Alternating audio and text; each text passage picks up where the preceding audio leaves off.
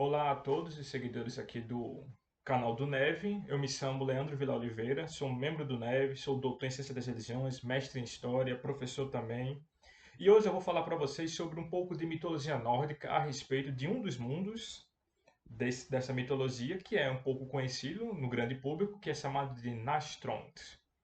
O tema desse vídeo é Nastrond, inferno cristão ou inferno pagão?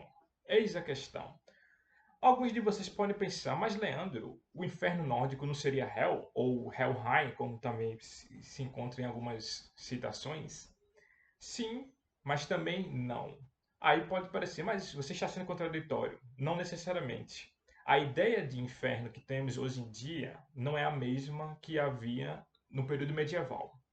Eu vou explicar para vocês que Hel pode ser tanto um inferno, no sentido que a gente tem uma percepção religiosa, mas também ele se distancia da noção bíblica de inferno.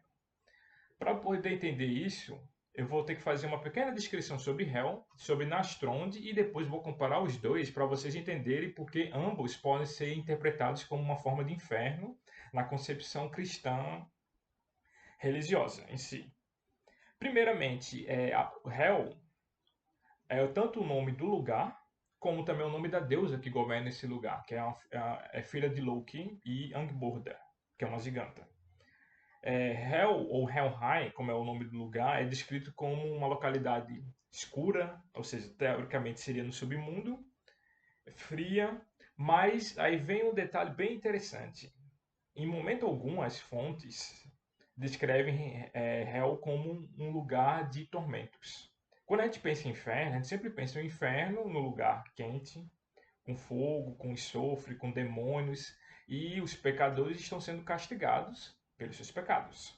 Mas em Hel não existe o castigo de pecadores. Não existe nenhum conceito de pecador lá associado. As fontes elas variam de acordo com o argumento de quem vai para Hel.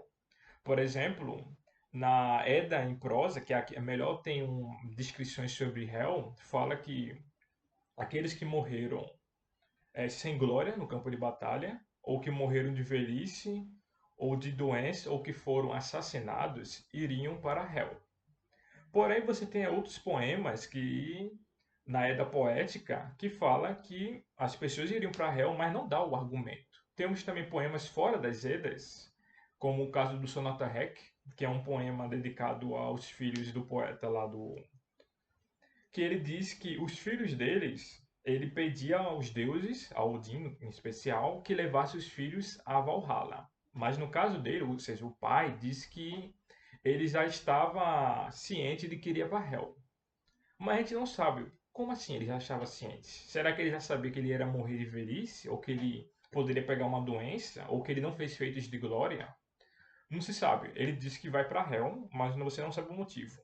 Um outro aspecto é que no poema Lokasenna, que é os escarnos de Loki, na Edda em prosa, tem um momento perto do final do poema que Thor discute com Loki. E Thor diz que vai mandar Loki para Hel. Ou seja, aqui a gente pode entender, então Loki iria para Hel porque ele seria assassinado. Pode ser também, até porque Balder é assassinado e vai para Hel. Mas, embora tenha essas divergências de quais motivos levariam a Hel, as almas indo para Hel, mas a grande questão é: Hel é um local congelado, é um local frio, evidentemente, escuro, mas existe o salão da deusa Hel, onde os mortos vão habitar ali, mas eles não padecem de castigos, e nem até onde se sabe de sofrimento. A gente não pode entrar em certas conjecturas porque nas fontes não tem isso. Então, acaba gerando mera especulação se você tentar interpretar além do que as fontes nos oferecem.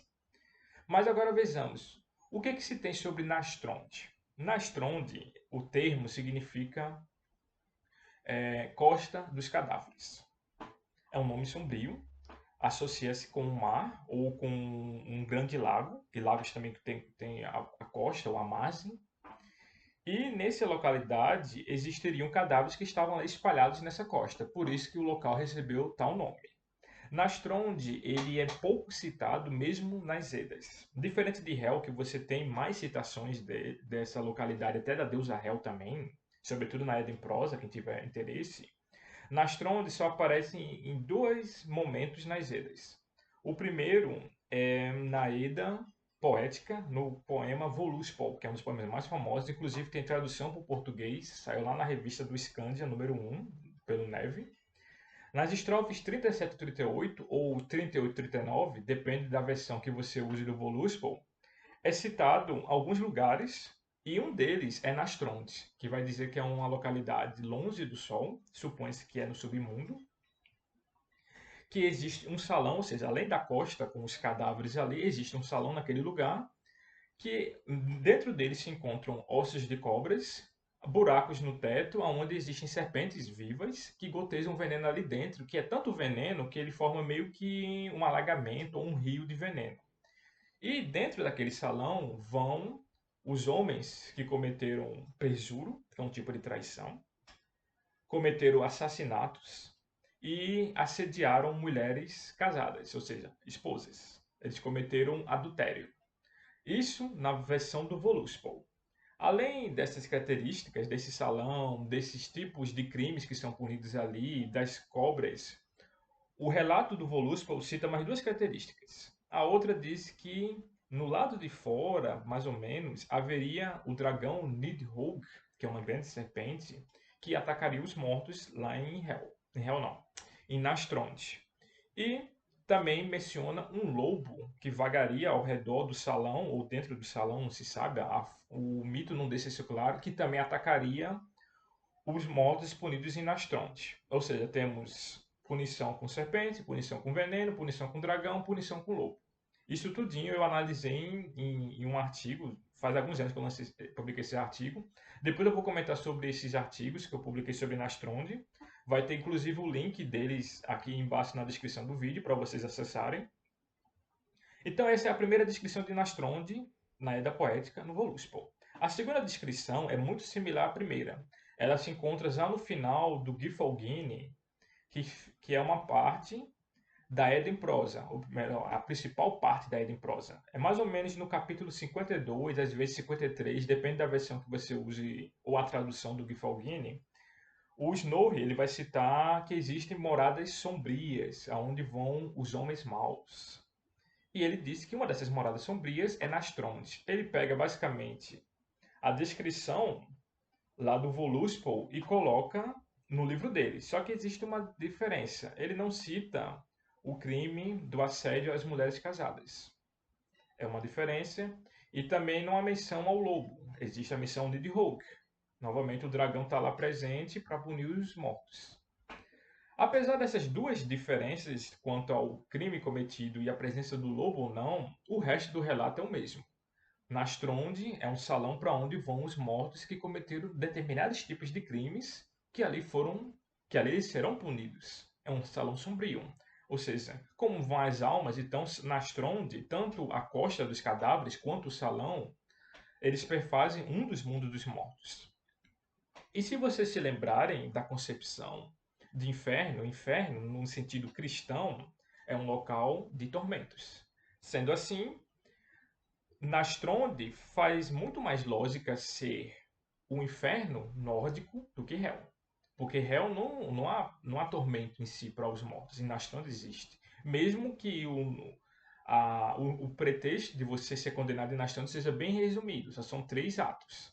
Aqueles que cometeram o perjuro pode ser entendido como quebra de uma aliança, quebra de um voto de compromisso, traição, falso testemunho. Existem várias formas de cometer perjuro. O homicídio, nesse caso, ou o crime de assassinato, o mito ele não descreve exatamente em que sentido. Pelo que se sabe das leis da época, você cometer assassinato sem ser no campo de batalha, ou seja, sem você matar alguém no campo de batalha ou num duelo, era crime. Você não podia matar uma pessoa assim e tava tudo bem. Ah, não, a pessoa me ofendeu. Não, tinha regras. Você tem como matar no campo de batalha ou num duelo. Se não fosse assim, era crime. Então a gente julga que as pessoas que cometeram homicídio nesse sentido iriam para Nastronte. Quanto ao assédio a mulheres casadas, ou seja, ao adultério, parece uma conotação cristã da coisa, mas não necessariamente. O, entre os nórdicos da era viking havia o crime de adultério. O adultério realmente ele era crime. Não tanto passivo de você ser preso, etc. Mas a pessoa que foi traída, ela poderia recorrer na comunidade e pedir o divórcio. Poderia pedir o divórcio e, dependendo, poderia até pedir a disputa pela honra, ou seja, restituir sua honra. No caso dos homens, os homens poderiam desafiar aquele que cometeu o adultério num duelo para restituir sua honra. Porém, a gente não sabe exatamente por que esse crime em si seria punido em Nastronte. Parece uma conotação mais cristã, até porque no cristianismo o adultério é um pecado. Além de crime, o adultério também é um pecado. Mas na questão nórdica, não era tanto crime assim. Não era um pecado, não existia o conceito de pecado. Crime, sim, socialmente era até mal visto. Mas não chegava a ser, vai ser algo punido após a morte. É questionável, não existe uma explicação clara para isso. Uma das hipóteses é que poderia ser realmente uma influência cristã. Assim, temos que lembrar que o cristianismo chegou na Escandinávia por volta do século VIII. E não foi no século XI em si, foi século VIII, ou seja, os vikings aqui, usando o termo mais coloquial, eles já tinham contato com o cristianismo, sobretudo na Dinamarca, desde o século VIII. No século IX, século X, você já tem igrejas, você já tem reis que foram cristianizados. Então, esses mitos, eles vão sofrer influência, evidentemente, da religião cristã. Não vai ser algo posterior que, como já sugeriu alguns teóricos, não, a influência cristã veio depois, quando as Edas foram escritas. Não. Ela pode existir desde a época que os mitos eram narrados. O mito, ele é algo vivo, no sentido de que ele está em mudança antes dele ser grafado, antes dele ser escrito. Sendo assim, aqui temos duas questões que vocês podem perceber. Nastronde tem uma conotação de inferno, porque é um local de tormentos, mas Hel não tem. Mas lá no começo do vídeo eu falei para vocês que Hel e Nastronde poderiam ser interpretados como um inferno. Aí vocês perguntam, "Leandro, mas como assim?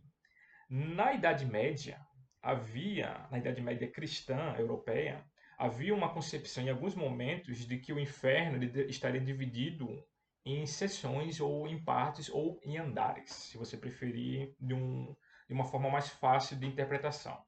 Nesse sentido, diziam que a parte superior do inferno era um local mais brando, era um local comparado ao limbo lá da Divina Comédia. Inclusive o Dante Alighieri ele se inspira nessa concepção de a parte superior do inferno ser um local mais tranquilo, ou seja, o limbo.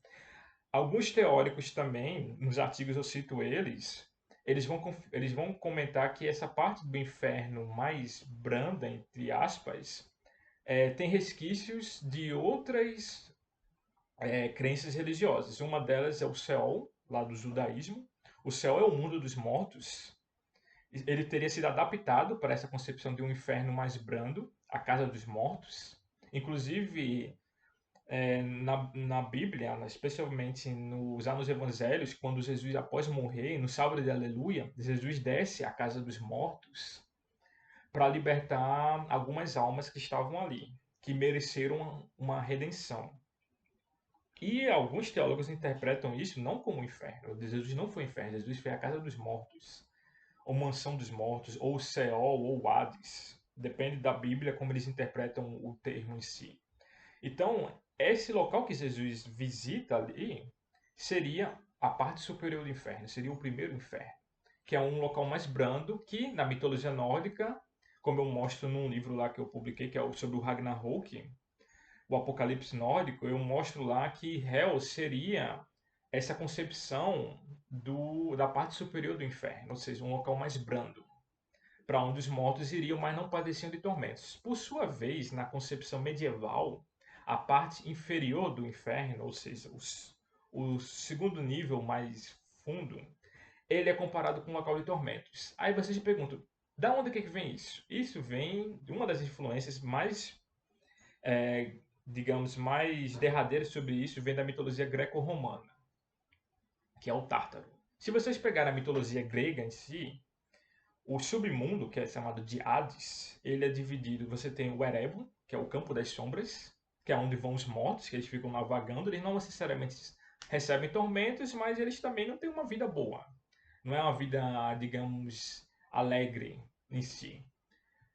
Temos os Campos Elíseos, que ora está situado no submundo, mas ora eles estariam em alguma ilha, depende da variação do mito. E temos um local que é mais profundo ainda, dentro do Hades, lá nas profundezas mesmo, um abismo, que é o Tártaro, que é a prisão, digamos que é a prisão infernal.